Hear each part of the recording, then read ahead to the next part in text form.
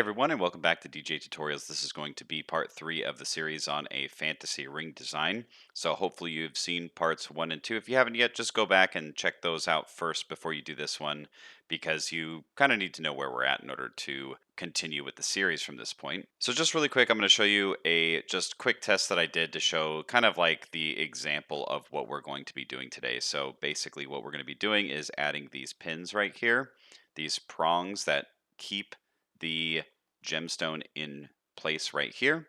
And we're going to be creating this text that goes around the outside of our ring, just like this right here. Now, in order for you to do this one, you need to download this font. The font is called Tengwar Anatar font, which you can find from defont.com. Again, this is covered in the first tutorial, but basically you want to download this font before we start. Again, I can't guarantee that you're not going to find any issues in your computer if you download fonts for free, but this is where I got it and I haven't seen any issues yet. But really, you can use any sort of font. If you have a Wingdings or some other kind of font that you want to use, you can use that. But this is the one that's that Lord of the Ringsy sort of Elvish font that you can use. So this is where we left off last time. We did this really cool like gold filigree work right in here that looks like this. And you should be at this point right here in the series. Now what I'm going to do is I am going to start off this one by creating those prongs first. So in order to create those prongs, what we're going to do is just set our 3D cursor to a point that's closer here. We're basically going to model it off of our ring design. And what I mean by that is it's just going to kind of stick off here. And to do that sort of easier, what we'll do is we will turn off the subdivision and we'll turn off the bevel for now just so we get this look right here. So let's do Shift and right click so it sets the 3D cursor right here. And you kind of want to set this wherever you want the prongs to show up. So I'm going to do mine maybe like right over here, something like this. And it will end up being mirrored across like this. So set the 3D cursor there. And what we'll want to do is add a plane just like that. And you can see that since our 3D cursor is set there, it goes right there. Now, what's really cool that we can do is we can use this right here, this snapping. So turn on snapping, and then instead of increment, which basically uses the gridding in the background, we're going to change this to face, and we're going to change this stuff here to align rotation to target, and we are going to turn on rotate right here. And let's do closest center. So snap with closest center, and let's go into edit mode and go into our face select. And if you hit G and you just sort of drag around, you can see that it's projecting onto the surface of any object that's around. So if you grab it and you sort of go over here, you can see that it's aligning with all this stuff like this over here. So that's pretty neat. And what we want to do is just sort of grab it, place it relatively where we want it, and then we will scale this down like that. And you can grab it again and then just kind of move it around. The next thing that we're going to want to do here, let's turn off snapping. We can change the orientation that we're going to transform this to a normal, which is basically, if we turn on our overlays here, and you look down the list, you can click on normals and take the size and move it up. And you can see if we go to wireframe, there's a normal right there. It's actually reversed of what we want it to be. So let's go to mesh, normals, flip. And now it's going to be headed out this way, which is where we want it to be. And from this point, we kind of want to rotate this so that the edge here is more in line with the rotation or the outline of our socket that we have right here for the gemstone. So if we go to the front view and we just sort of rotate this around, you can see that it's sort of kind of, not really rotating quite the way we want because it's sort of bleeding through the object. That's kind of okay. But what we can do is we can hit R and then we can choose a direction like Z, and you can see that it's going according to that normal. Do you see that? So if we hit 1 to go to the front view, R, and then hit Z, it's going to rotate along the normal, and now we can align it more like this here, like that. Now we can hit E to extrude, pull that out, and then we can hit Control R to add a loop cut like this, and we can turn off the normals here because we really don't need to see those for right now. Hit 3 for face select, E to extrude, and you can see that it's already going along that normal there, and we just want it to overhang a bit, just like this. Now at this point, what we'll do is we'll hit Control 2 in object mode, which will then subdivide we'll basically add a subdivision surface modifier. You can see that right here. And it looks a little bit weird, but that's okay. We're going to do some stuff here, so don't worry. Let's then add also a bevel modifier underneath here. And we can sort of change this, which really won't do a lot just yet because we do need to do some alterations to this object. So let's just turn off bevel right now and just remember that we have that here. Go back into edit mode, and now we can start to do some things. So first off, we want to take this bottom section right here and pull it through our ring so that it's not just kind of like sitting over there, like kind of weird. So however you want to do it, grab that object, hit G, and then Z, and you should be able to move it through the normal because we still have our orientation set to normal there, and it should go right through the object like this. Then what's really cool is if you hit N, go to Item, open up your transforms, and then add a crease there, you can see that it then makes that more like a post that goes through the object, and it's nice and round just like that. So from that point, what you can do is you can grab the edges like this here, and you can either go up here or hit 2 to do that, and we can take the crease and pull that up, and you can see that there's what it looks like, and you can kind of control the shape that you're creating of this object using these creases. So I'm going to grab a couple more edges here, I'm going to pull the crease and just kind of move these around and see if you can create a shape that you like for these. And you can also hit Control R and you can add some loop cuts to tighten some sections up like that. Or I can add one down in here like this. And crease this up here and crease this area up here if I desire. So you can do things like that. Now, what I like to do is turn on the bevel modifier, and I like to sort of then use the loop cuts on the posts or the prongs like these. I like to use loop cuts because it's a little bit more controlling on how the shaping is coming across here. So I do recommend that you use sort of a mixture between adding this bevel modifier and controlling the creases. And you can also, just really quick to show you, you can add bevel weights here and change your bevel modifier to weight instead of angle, which will then control where those bevels are placed. I'm just going to change that back, just kind of undo all that because it's really not that necessary. I just want to let you know that you can do that. The other thing you can do, of course, is take this bevel modifier and move it above the subdivision, and then your bevels will basically be added first, and you can control the weights here by changing this to angle. You can control the amount like this, and then your subdivision will be based on that bevel modifier instead. So just to show you, if I take this bevel and I move it below the subdivision, that's what it can look like. Okay, so you do have some different shapes that you can make. For this one, since it's going to be so elegant and everything, I think a rounded design will probably work better here. Then we can right click, shade smooth, and then if you'd like, you can tighten some of this up here, like maybe I do something like that to have this nice little bevel shape that shows up on the top like this. And maybe we can get rid of that there. Or actually, let's just have it be a little tighter like this. That looks kind of cool. Something like that. So it's got a little bit of a shape to it, more mechanically inclined or something like that, and it also has some organic shaping too. This is really up to you on how you want that prong to be designed. Just make sure that it's overlapping this right here. Then we can turn back on the subdivision here and the bevel, just so we can see what that looks like. Grab the prong, add our mirror, and then when we do our mirror, instead of using just the object itself, we can then go right here where it says mirror object, use the pipette, and then we want it to go around our gemstone here. So you can see there, it's now mirrored across, and then we want to do it on the y-axis as well. So you can see it's mirrored here, then mirrored on the bottom.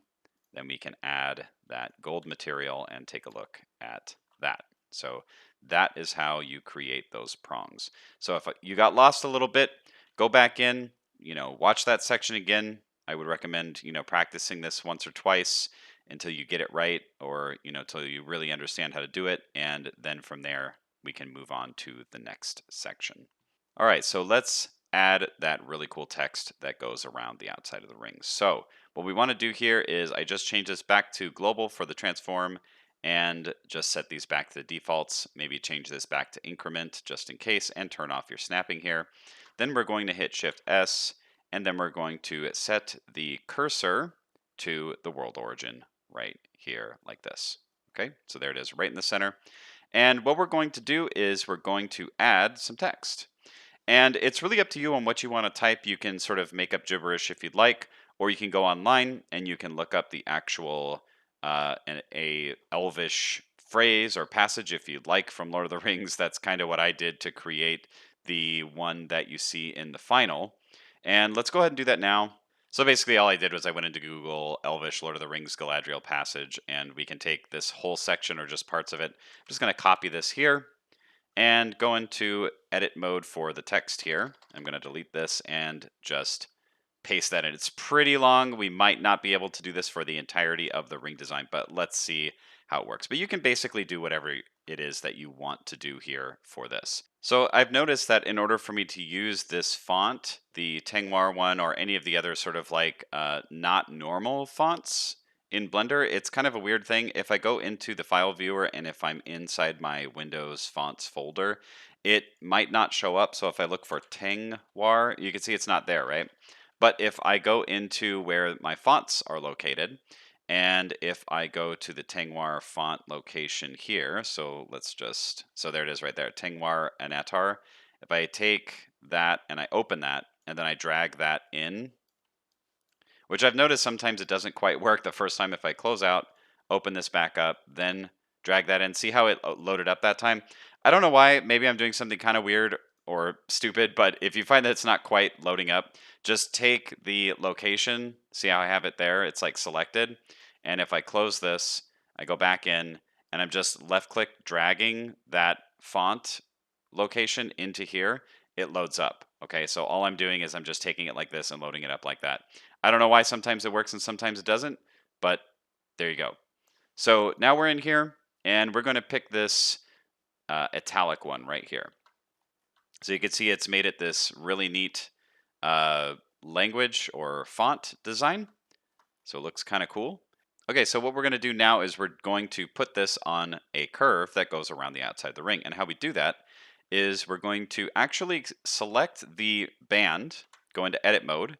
We're going to temporarily add a ring like this, okay? So we're going to hit Control R. We're going to add this loop like this, right click to set that. Then we're going to hit P, and make sure that you're an edge select, by the way. We're going to hit P and then separate by selection. Then make sure that you reselect this right here because it actually doubled it. And you can see here it's band 1. Let's actually rename this right now. We'll call this band text wrap or something like that. And inside of our ring, let's take this loop. Make sure that you select the entire thing and then Control X, which will dissolve that edge. Let's go out of edit mode. Let's turn off the band so we don't get confused and just select this right here, which is going to be our curve. So let's go into the modifiers and we're going to turn off the mirror because we don't need that. And we're going to turn off the bevel because we don't need that. And we're going to leave the subdivision on because we kind of want whatever the shaping is of our ring. We kind of want to retain that. We're going to right click and what you can do from here is convert it to a curve. Now before you do that, you may want to duplicate this, right click, and just call this save or something like that, okay? And put that into the save folder just in case you need to go back. So let's go ahead and right click on this and we are going to convert to curve. Now if we go into edit mode, you can see that it's set up as a curve. Look how cool that is. So let's select our text here. We're going to add a modifier and it's going to be this right here, curve. Select the curve object right there. And you can see there it is following along our curve. But you can see it's a little bit weird. It's not quite following the way that we want it to. You can see it's kind of going off kind of crazy and it's not quite rotated correctly. And if we turn back on the band, you can see that it's not oriented in the proper way. So let's take our text here. So select that R, let's rotate it on X, 90 degrees, enter, and there we have it in the correct way. And then from here, what you can do is you can grab it. So press G, hit X, and you can slide it along like this, which will go along the curve. But you can see that the problem is that it kind of goes off the back end over here. And if we look at the front, it's a little bit large to go on the front as well. Okay, so let's scale this down. Let's go into our font information, or the properties right here. So make sure that you have your font selected. Go to font, and then where it says size, let's make this 0.75. Let's see what happens when we do that. Okay, so that's a little bit more manageable. Seems to fit along the band much more comfortably. And let's hit G and then X and move it along like this.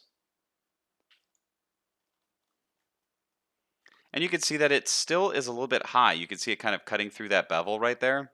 And we will, that bevel will probably change, and you can set new bevels and stuff like that by doing some destructive modeling. But in reality, if we do turn up the subdivision, which we will do by the end to a 4, you can see that the bevel goes way up there. Okay, so that's not quite as much of a problem. But you can see what is a problem right here is that our text is bleeding through. Let's just ignore that for the time being, and let's just take a look here. So you can see that there it is. It looks like it actually fits right in here with this bevel, so we're going to be okay. If you did want to pull this bevel down more and do destructive modeling, what you can do is you can grab this, lock it to, let's say, Y. Let's see if that doesn't know. It's actually Z. So grab Z. You can see that we're moving it up and down along the ring here. It's going like a little bit higher, and then it's going a little bit lower. So you can set that to be more centered by doing that if you'd like. And if I turn off this curve right here, you can see that it's actually set over here like this. So we are actually editing our font by moving it around and setting its orientation a little bit different. And if we turn back on the curve modifier, you can see the results of that. So just keep that in mind when you're doing this. Let's say you had a smaller passage, or you decided to just have one word that's just repeated along this over here. That's easily done. I'm going to go into edit mode here. I'm actually going to select most of this stuff here, and I'm just going to cut it out with Control X and go back in edit mode. And you can see that, or out of edit mode and go into object mode, you can see that there it is right there. So it's just one short passage right there. And what you can do from here is put on an array and make sure that the array goes above the curve, okay? And you can increase this count, and you can see it's repeated along the band multiple times. So something like that, for example. See that? So it's going all the way along the band, and that you could do a fixed count. You can change this to fit curve if you'd like, but I find fixed count works better on this particular type of project. The other thing here, you could see there's a relative offset, so if you wanted more space between the words, you could do something like this, and take the count and move it down so there's not so many, and then move it along the x-axis like this, and then you have your words that are being replicated however you'd like to do it. Okay, now I'm going to paste back in everything because I don't want to actually do that. I just want it to be this set of language that goes all the way along like this. So I'm going to keep it like that. Now you've noticed that there's a little bit of an issue here. We have some of the font that's going kind of like inside of the object here. And what we can do is if we go to our text properties here and we go to the geometry, we can extrude this out a bit like this, and that actually gives some depth. If we take a look at this a little bit closer, there is actually some depth going on, and you can make this a little bit thicker if you want to see it. But the problem is that we have the text that's bleeding through our object. Oh no, that's a big problem. Well, not really.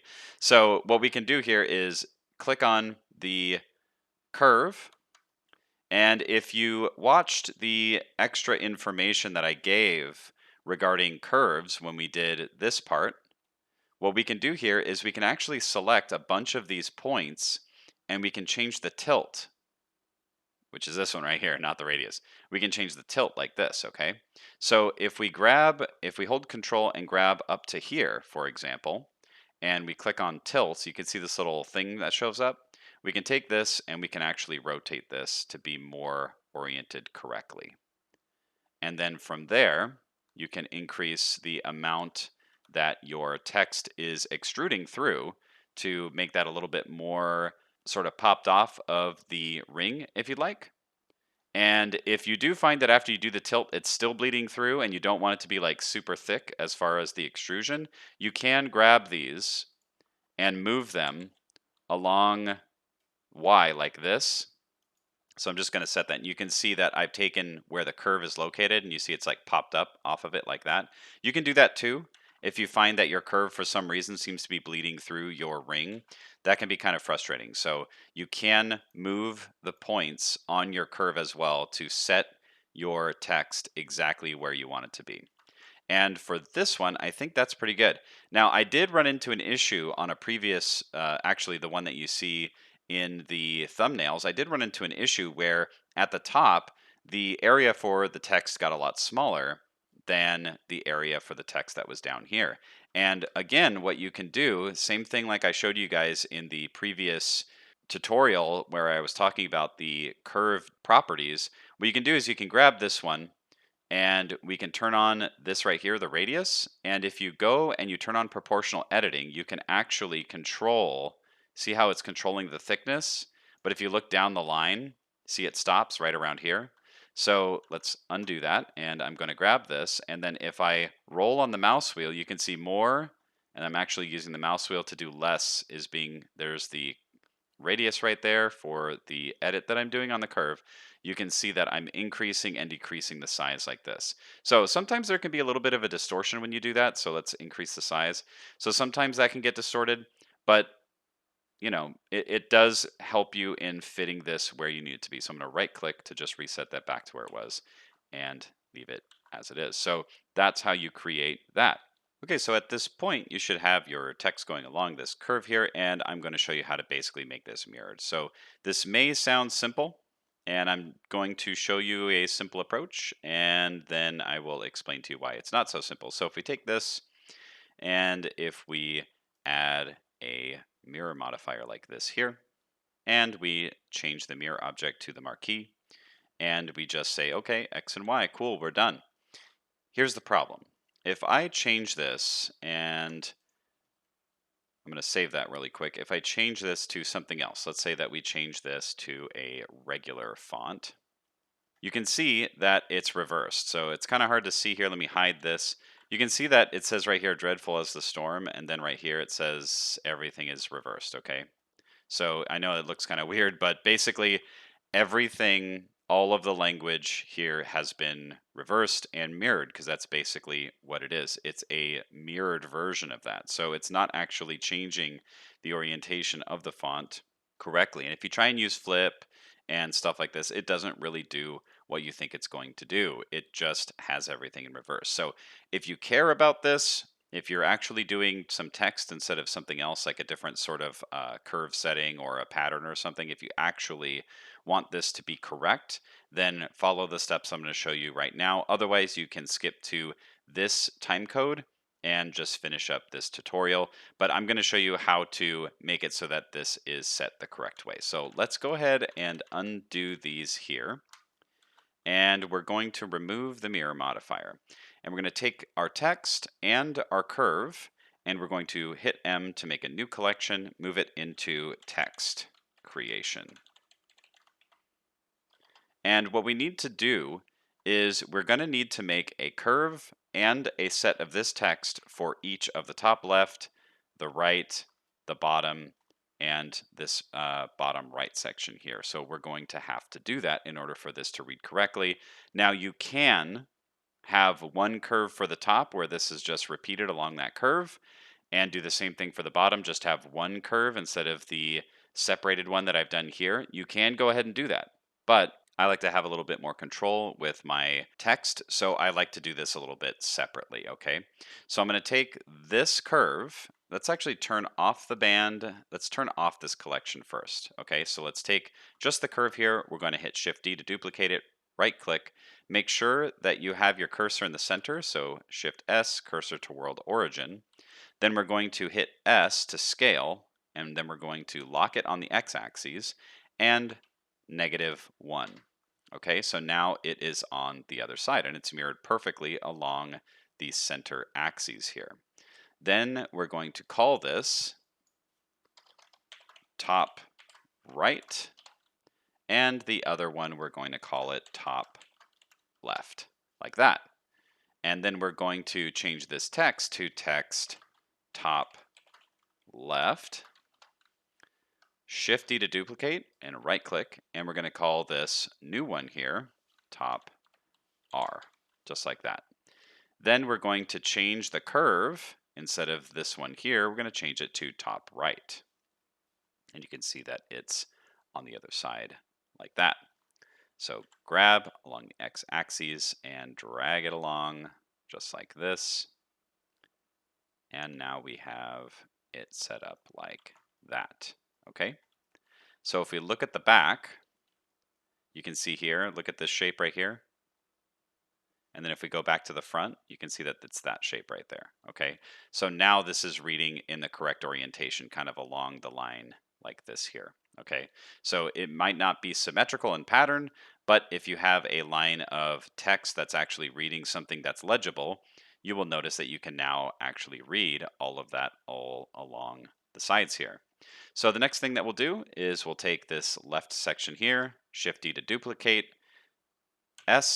Z this time, lock it on the Z, scale Z -1, which will flip it along the other side like this, and we'll call this bottom, or I'm going to put bot L like this, and we'll Shift-D to duplicate, scale along the x-axis -1, and we'll call that bottom right. Just like that, okay?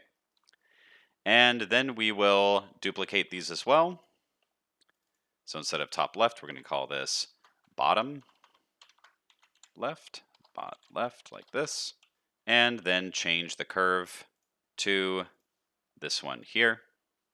And the same thing on this one here, the text top R, we're going to duplicate that and call that bot R. Get rid of the numbers here. And then change the curved object to the bottom right. And now we have a more symmetrical usage of this to where it's actually reading in a correct way. And it goes all the way around the back of the band like that. And if we turn back on the other collection that we have here, and let's save, select our text that we have. So all of our text, we can grab that over here. Select our band, Control L to link materials, which will basically put that gold material right there onto the text, and there we go. So now we have our text that's running along the top and the bottom in a legible way. So if you could actually read this, you would know that it was actually one line that is being repeated along the sides here. And just for fun, let's go ahead and change some of the colors here. I'm going to take this, the band part, I'm going to hit new material right here, and we're going to change this to a silver color so that there's a little bit of a difference in the gold tones versus this silvery tone right here. So that looks kind of neat. And again, these are just temp just so that we can see what this looks like. And then we're going to take this gemstone here. Let's change this to something cool like a amber or a reddish color like that. And now we have a more cool looking thing. So let's look at this in our rendered cycles mode. And it's looking really, really good. So that's going to be it for this tutorial. Hopefully you learned how to create that text that goes along really, really easily. And if you do run into any issues, please let me know in the comments below if you run into any problems or if you have any questions or concerns or you end up getting stuck. And before you go, you might want to take a look at the link that's below in the video description on creating jewelry materials in Blender. And I'm going to be basing my next tutorial on the materials on that. So I'm going to expect that you kind of know the basics of how to create a metallic material before we go into how to create a really cool sort of like rustic and antiquated look to it. So make sure you check out that tutorial before you do the next one. And I do recommend that you just take some time and learn how the materials work inside of Cycles, and you download all of the stuff that I suggest for you to download in that video as well. Thanks so much for watching. Thank you so much again to all of my supporters on Patreon. It's very likely I would not be producing as much content without you guys. So The more patrons I have, the more content I am likely to give out. So if you'd like to become a patron, please check the link down below. I also have downloads in my Gumroad if you're interested as well. And I will see you all next time on DJ Tutorials.